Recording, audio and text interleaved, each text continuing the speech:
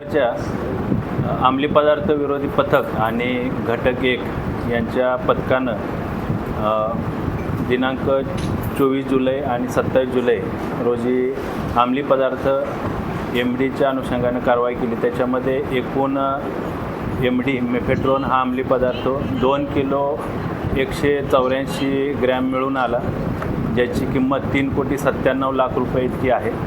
अंमली पदार्थ विरोधी पथकाचे पोलीस हवालदार हरीश तावडे यांना गोपनीय माहिती मिळाली होती की इरफान शेख राहणार उलवे तालुका पनवेल जिल्हा रायगड हा ठाण्यामध्ये MD मेफेड्रोन हा अंमली पदार्थ विक्रीसाठी येणार आहे।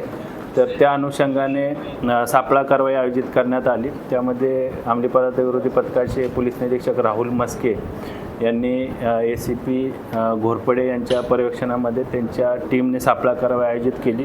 त्याच्यामध्ये इरफान शेख याला ताब्यात घेतले। त्याच्याकडून 1 किलो 522 ग्रॅम MD हा अंमली पदार्थ जप्त करण्यात आला, ज्याची किंमत 3,04,00,000 आहे।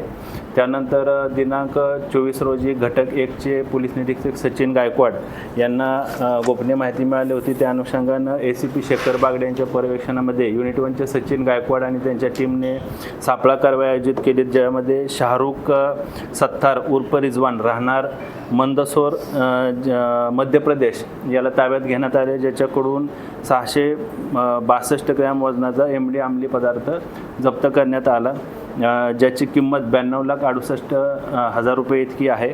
एकूण 2 किलो 184 ग्रॅम MD अंमली पदार्थ जप्त करण्यात आलेला आहे, ज्याची किंमत 3,97,00,000 रुपये इतकी आहे।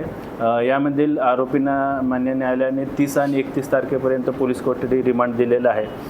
मध्य प्रदेश येथून जो आरोपी MD विक्रीसाठी आला होता, त्या अनुषंगाने देखील पोलीस टीम गुन्हे शाखेचं पथक हे मध्य प्रदेश आणि त्या अनुषंगानं जो माल मध्य प्रदेशमधून आलेला आहे तो कुठून आलेला आहे, कुठं बनवला गेला आणि इथं ठाण्यामध्ये किंवा मुंबई परिसरामध्ये कुणाला विक्री करण्यासाठी आला होता, त्या अनुषंगानं तपास त्याचा सुरू आहे। त्याचबरोबर अंमली पदार्थ विरोधी पथकानं जो आरोपी पकडलेला आहे हा राहणारा उलवे तालुका पनवेल जिल्हा रायगड इथला आहे।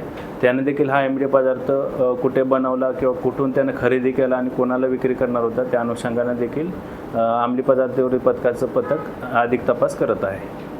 सर, या अगोदर काय त्याच्यावरती सध्या तर त्यांचं प्राथमिक तपासामध्ये कुठल्या पूर्वीचा गुन्हा किंवा क्रिमिनल बॅकग्राऊंड निष्पन्न झालेलं नाही, तरी देखील आम्ही अधिक माहिती घेत आहोत।